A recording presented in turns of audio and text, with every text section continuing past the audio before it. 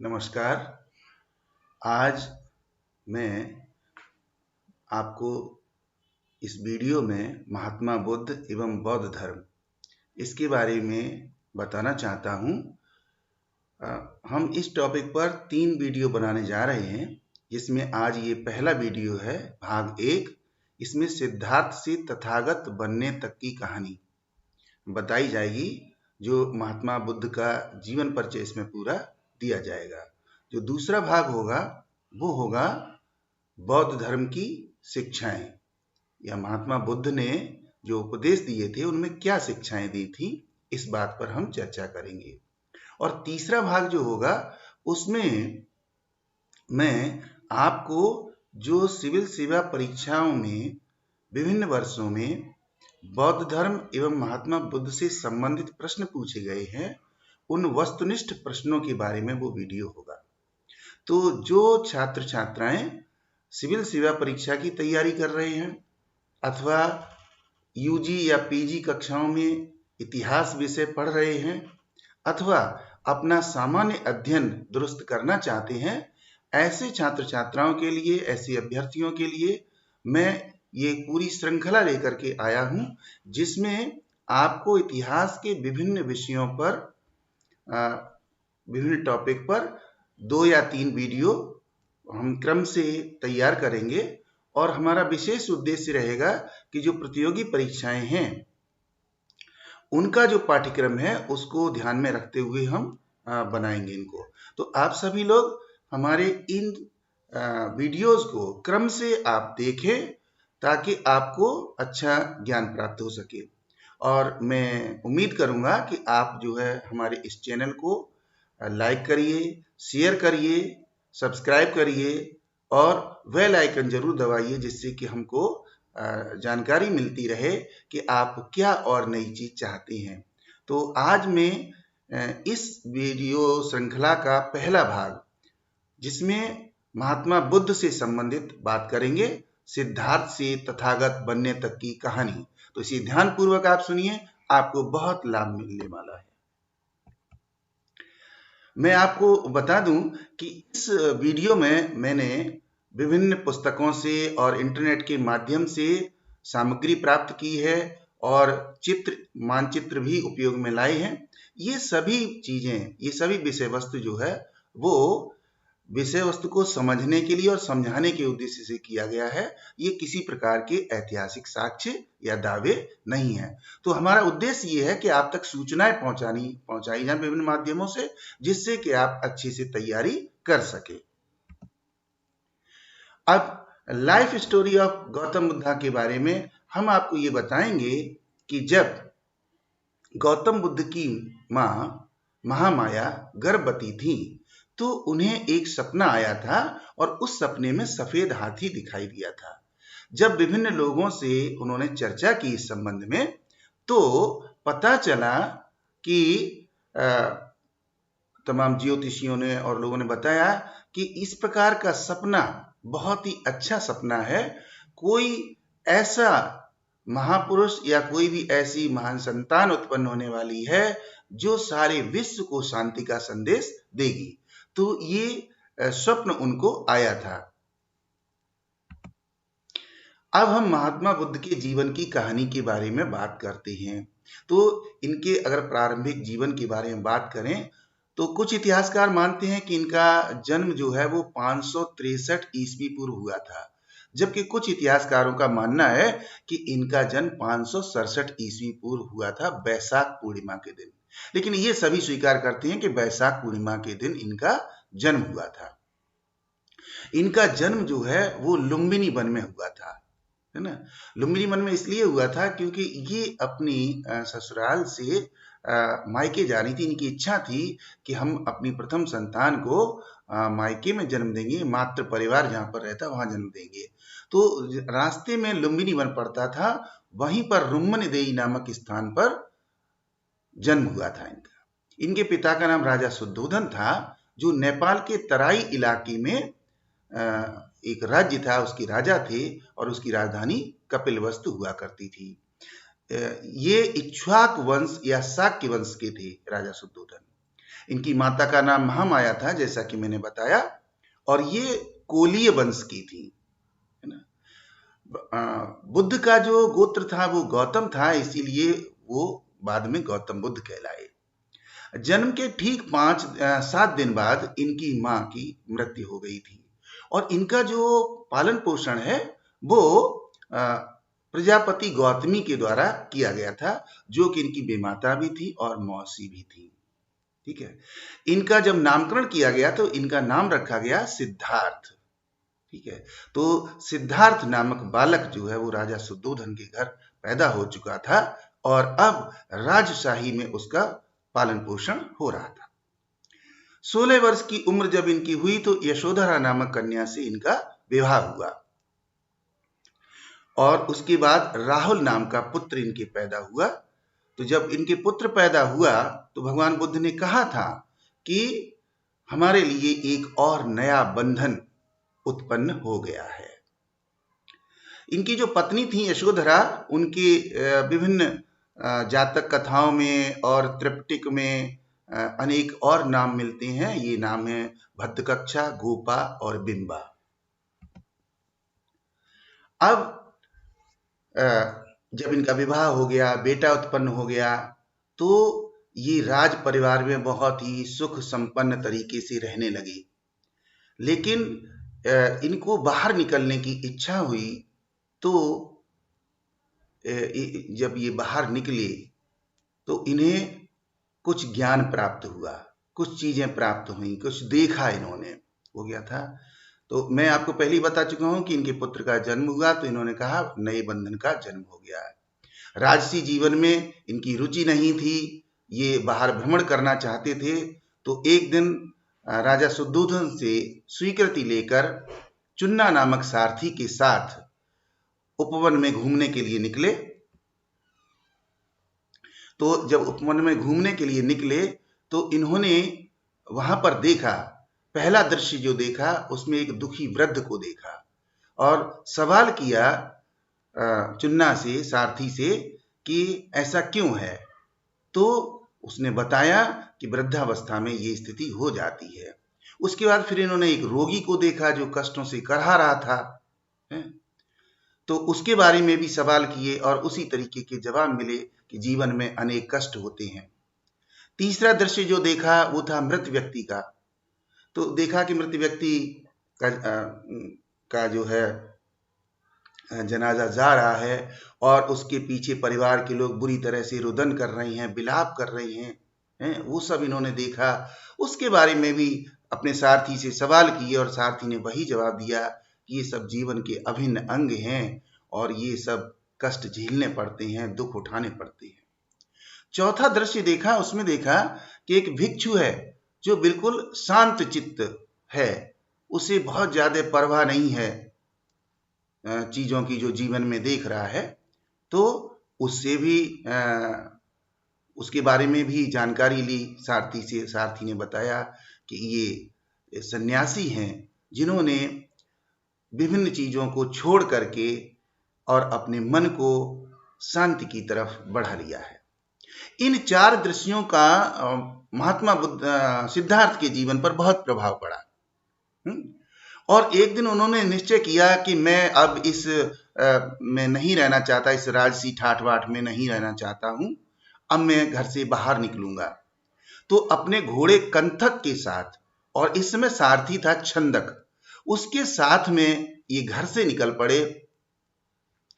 रात में अपने बेटे को सोता हुआ छोड़ करके, अपनी पत्नी को सोता हुआ छोड़ करके, राजपाट सब त्याग करके, अपने सारथी और घोड़े पर सवार होकर के जब निकल पड़े, तो अमोना नदी को इन्होंने पार किया, और अमोना नदी को पार करने के बाद अनुवैनेय नामक नगर में पहुंचे, और वहां पहुंच करके इन्होंने अपने सभी आभूषण त्याग दिए, वस्त्र त्याग दिए, और वो सारा सामान छंदक को दे दिया, अपने सारथी को दे दिया। और उसके बाद इन्होंने अपना सिर मुड़वा लिया, दाढ़ी मुड़वा ली, गेरुआ वस्त्र धारण कर लिए, और जीवन की राह बदल दी। तो इस पूरी घटना को, जिसमें वो अपना राजसी ठाट बाट छोड़ करके, अपने पुत्र को छोड़कर, अपनी पत्नी को छोड़ करके घर से जब बाहर निकलते हैं, तो इस पूरी की पूरी घटना को महाभिनिष्क्रमण कहा जाता है। क्या कहा जाता है? महाभिनिष्क्रमण। जब महाभिनिष्क्रमण हो गया सिद्धार्थ का, तो अब उन्होंने ज्ञान प्राप्त करने का प्रयास किया। इस ज्ञान प्राप्ति को बुद्धत्व प्राप्ति कहा गया है। तो ज्ञान गृह त्याग करने के बाद वो वन में इधर उधर घूमने लगे और उनको दो व्यक्ति मिले जिनको उन्होंने गुरु बनाया। इनके नाम थे आलार कालाम और उद्दक रामपुत्र। ये जो दो लोग थे, इन लोगों ने उन्हें मार्ग दिखाया, कुछ दिशा दिखाई, उस पर वो चलने लगे। और इसके बाद निरंजना नदी के किनारे उरुवेला नामक स्थान पर 5 भिक्षुओं के साथ तपस्या करने लगे ज्ञान प्राप्ति के लिए। तपस्या से इनका शरीर बहुत कमजोर हो गया, क्योंकि इन्होंने अन्न ग्रहण त्याग दिया था। लेकिन बाद में जब कुछ लोगों ने सलाह दी कि आपका शरीर बहुत कमजोर हो गया है, कर्कश हो गया है, आप कुछ अन्न ग्रहण करिए, तो इन्होंने साधारण अन्न ग्रहण करना शुरू कर दिया। इसको लेकर के इनके साथ में जो 5 भिक्षु थे वो नाराज हो गए और उन्होंने सिद्धार्थ का परित्याग कर दिया और वो वहां से छोड़कर चले गए। इसके बाद पीपल के पेड़ के नीचे इन्होंने समाधि लगा ली और वहां पर तपस्या करने लगे। इस समय एक इतिहास में घटना प्रचलित है और बताया जाता है कि सुजाता नामक स्त्री ने इनको खीर का सेवन करवाया था। और जब खीर का सेवन करवाया, उसके अगले दिन 49वें दिन वैशाख पूर्णिमा की रात में इनको ज्ञान प्राप्त हुआ। और ये जो ज्ञान प्राप्त जब इनको हुआ, इस घटना को इतिहास में बुद्धत्व प्राप्ति अथवा संबोधि के नाम से जाना जाता है। और जिस वृक्ष के नीचे इन्होंने तपस्या की थी, उस वृक्ष को बोधि वृक्ष के नाम से जाना जाता है। और जो स्थान था जहां पर ये तपस्या इन्होंने की थी, उस स्थान को वर्तमान समय में बोध गया के नाम से जाना जाता है। बोध गया के नाम से ये प्रसिद्ध है। और ये पूरा बुद्धत्व प्राप्ति का जो घटनाक्रम है, इसका वर्णन जो है वो बौद्ध साहित्य के एक महान ग्रंथ मध्यम निकाय में प्राप्त होता है, वहां से हमको मिलता है। तो ये पूरी की पूरी जो घटना है, जो तपस्या करने की घटना है और जो ज्ञान प्राप्ति की घटना है, इसको बुद्धत्व या संबोधि के नाम से जाना जाता है। जब ज्ञान प्राप्त हो गया तो इन्होंने अपने विचारों को दूसरों को बताने की चेष्टा की। यहां पर हमने 2 विचार बहुत ही महत्वपूर्ण यहां पर रखे हैं। इस पूरी दुनिया में इतना अंधकार नहीं है कि वो एक छोटे से दीपक के प्रकाश को मिटा सके, ये भगवान बुद्ध ने कहा। दूसरी बात जो बहुत महत्वपूर्ण कही वो थी, सभी गलत कार्य मन से उपजते हैं और मन परिवर्तित हो जाए तो क्या गलत कार्य रह सकता है। अर्थात गलत कार्य तभी होता है जब वो मन में उस तरीके के विचार हम रखते हैं। तो हमें मन को बदलना होगा, विचारों को बदलना होगा, सोच को बदलना होगा, तो फिर गलत कार्य नहीं होंगे। अब सिद्धार्थ के जीवन की अगली जो महत्वपूर्ण घटना है वो है धर्म चक्र प्रवर्तन। आपने देखा कि सिद्धार्थ किस प्रकार से ज्ञान प्राप्ति कर चुके हैं, उन्हें बुद्धत्व की प्राप्ति हो चुकी है और वह बुद्ध बन चुके हैं। तो उन्होंने अपने विचारों को दूसरों तक पहुंचाने का प्रयास किया। और इसमें उन्होंने क्या किया कि सबसे पहले उनको जो ज्ञान प्राप्त हुआ था वो अपने गुरुओं को बताना चाहते थे, परंतु उनके दोनों गुरुओं की मृत्यु हो चुकी थी, इसलिए वो संभव नहीं था। इसके बाद उन्होंने सोचा कि आखिर मैं इसे किसे बताऊं अपने ज्ञान के बारे में। तो उन्होंने सोचा कि जो 5 भिक्षु हमारे साथ तपस्या कर रहे थे, अब उनको जाकर के मैं ये बताऊंगा। तो फिर वहां से बोध गया से भगवान बुद्ध जो है वो वहां से चल पड़े और ऋषि पत्तन, जिसको वर्तमान समय में सारनाथ के नाम से जाना जाता है, और ये वाराणसी के पास में है, वहां पर जाकर के पहुंचे। और वहां पहुंच करके वो जो 5 ब्राह्मण भिक्षु थे उनको उपदेश उन्होंने दिया। ठीक है ना। वे 5 भिक्षु कहलाते हैं पंचवग्गीय भिक्षु कहलाते हैं। और वो जो पहला उपदेश दिया गया सारनाथ में या ऋषिपत्तन में, उसको धर्म चक्र प्रवर्तन के नाम से जाना जाता है। ध्यान देने वाली बात है, धर्म चक्र प्रवर्तन। ठीक है ना। तो इस घटना को धर्म चक्र प्रवर्तन के नाम से जाना जाता है। यद्यपि इस उपदेश के बाद भी 2 अन्य स्थानों पर भी उन्होंने उपदेश दिए थे, उनको भी धर्म चक्र प्रवर्तन कहा जाता है, लेकिन मुख्य रूप से सारनाथ की घटना को ही धर्म चक्र प्रवर्तन माना जाता है। अब जब उन्होंने अपने विचारों का प्रचार और प्रसार करना शुरू कर दिया चारों तरफ, तो क्या हुआ कि उनके अनुयायियों की और भिक्षुओं की संख्या बढ़ने लगी और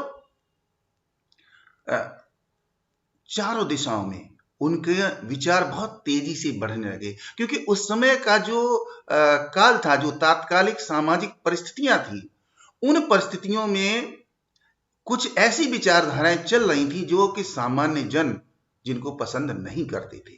और उनके बीच में जब बौद्ध की एक शांतिप्रिय विचारधारा आई तो उसको लोगों ने बहुत अच्छे तरीके से ग्रहण किया। इसीलिए क्या हुआ कि बड़ी तेजी के साथ बौद्ध धर्म के बारे में, बौद्ध विचारधारा के बारे में प्रचार होने लगा। और ये सारी की सारी जानकारी हमको पाली भाषा के ग्रंथों से मिलती है। अब जब भगवान बुद्ध के विचार प्रसारित होने लगे तो उन्होंने बौद्ध संघों का निर्माण करवाया। ये बौद्ध संघ क्या थे? बौद्ध संघ वे संघ थे जिसमें बौद्ध विचारधारा को मानने वाले लोगों को संगठित किया गया था, है ना। और इनको बौद्ध भिक्षु नाम दिया गया था। भिक्षु, भिक्षुणियां, उपासक, उपासिकाएं, ये 4 तरीके के लोग थे जो इनमें शामिल हुए। और इनके भिक्षुओं की संख्या बढ़ने लगी। लगभग 60 भिक्षु जब हो गए तो इन्होंने संघों का निर्माण किया, संघ बनाया, बौद्ध संघ, और भ्रमण करके चारों तरफ प्रचार प्रसार करने लगे। और इन्होंने जो विचारधारा अपनी बताई और फैलाई, लोगों तक पहुंचाई, उसमें बताया कि आदि मंगल, मध्य मंगल और अंत मंगल, यानी जीवन के जो 3 महत्वपूर्ण चरण हैं वे इस विचारधारा से ही पूर्ण किए जा सकते हैं। और जिस संघ के जितने भी लोग सदस्य बने थे उनसे ये कहा कि इन्हीं त्रिरत्न को आपको लोगों तक पहुंचाना है, समझाना है। और वो त्रिरत्न क्या थे? आदि मंगल, मध्य मंगल और अंत मंगल, इनके बारे में बताना है। तो भगवान बुद्ध ने 3 चीजों को महत्व दिया। उन्होंने कहा कि 3 चीजें लोगों तक पहुंचानी है। इसके लिए वो है बुद्ध, धम्म और संघ। बुद्ध, धम्म और संघ। ठीक है। इसीलिए कहा कि बुद्धम शरणम गच्छामि, धम्मम शरणम गच्छामि, संघम शरणम गच्छामि। ये 3 बातें कही गई हैं कि बुद्ध की शरण में जाइए, मुझे बुद्ध की शरण में जाना है, मुझे धम्म की शरण में जाना है, मुझे संघ की शरण में जाना है। ये मुख्य बात थी। और मैंने पहले ही बताया कि इस संघों में 4 तरीके के लोग थे, भिक्षु, भिक्षुणी, उपासक और उपासिकाएं। ये 4 समूह अलग अलग बनाए गए थे। और इनका जो काम सौंपा था वो था सभाएं करना, अनुशासन बनाए रखना, सत्कार करना, ध्यान करना, जिसको इन्होंने विपश्यना नाम दिया था भगवान बुद्ध ने, विपश्यना, ब्रह्मचर्य का पालन करना और तृष्णा से आसक्ति न करना। ये 7 प्रमुख नियम बताए थे भगवान बुद्ध ने संघ के लिए कि इन 7 नियमों का आपको पालन करना है। अब बात ये आती है कि संघ बन गए, विचारधारा बन गई, तो अब ये था कि इसका प्रचार प्रसार होना चाहिए। तो उस समय की जो राज व्यवस्थाएं थी, जो जन व्यवस्थाएं थी, उन्होंने विचारधारा को बहुत सम्मान दिया और इसका प्रचार प्रसार किया। भगवान बुद्ध ने स्वयं 45 वर्षों तक विभिन्न स्थानों पर जा करके अपनी विचारधारा का प्रचार किया। कपिलवस्तु में वो आए, उन्होंने राहुल और अपने भाई नंद को भी संघ का सदस्य बनाया और उनको भी उपदेश दिए। विभिन्न स्थानों पर जाकर के उन्होंने ऋतुवास किया, ऋतुवास का मतलब वर्षावास करके जगह जगह अपनी विचारधारा का प्रचार किया। श्रावस्ती में अनाथ पिंडक सुदत्त से धन प्राप्त कर जेत वन में बौद्ध विहार का निर्माण करवाया। इसके अलावा मगध, वैशाली, कौशांबी आदि तमाम राज्यों में भ्रमण किया, तमाम स्थानों पर ये गए। शंकिसा, जलेसर के पास एक और स्थान है, वहां पर भी गए और सब जगह अपना प्रचार करवाया। महाप्रजापति गौतमी को प्रथम भिक्षुणी बनाया गया। यद्यपि मां गौतमी ने बहुत निवेदन किया और बार बार मना करते रहे गौतम बुद्ध कि मैं स्त्रियों को शामिल नहीं करना चाहता इस विचारधारा में, लेकिन जब उन्होंने बहुत ज्यादा आग्रह किया तो उन्होंने कहा कि स्त्रियों को शामिल कर लीजिए। लेकिन उन्होंने कहा कि जो हमारी विचारधारा, हमारा धम्म हजारों वर्षों तक चलना चाहिए था, वो शायद अब सैकड़ों वर्षों तक ही चल पाएगा, ऐसा उनका मानना था। तो संघ में स्त्रियों का भी प्रवेश शुरू हो गया और तमाम स्त्रियां जो है वो शामिल हो गई। और इस तरीके से बाद में जो भगवान बुद्ध ने भविष्यवाणी की थी वो लगभग सिद्ध हुई कि बहुत से विचार जब समाज में आने लगे तो धीरे धीरे बौद्ध विचारधारा कम होती गई। और यद्यपि भारत में इस विचारधारा का विकास हुआ, और दुर्भाग्य की बात यह रही कि भारत में ही इसका विस्तार कम हो पाया, जबकि भारत के बाहर अगर देखें तो श्रीलंका, बर्मा, चीन, जापान, बहुत सारे देशों के अंदर बौद्ध धर्म का बहुत प्रचार और प्रसार हुआ।